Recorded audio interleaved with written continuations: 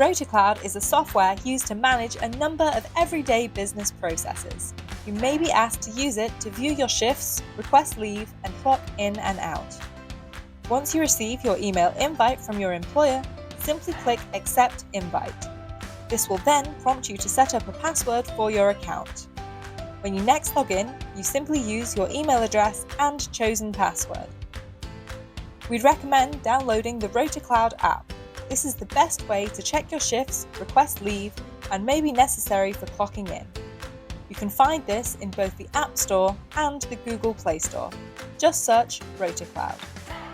If your employer has set up onboarding, you may be asked to enter some details about yourself.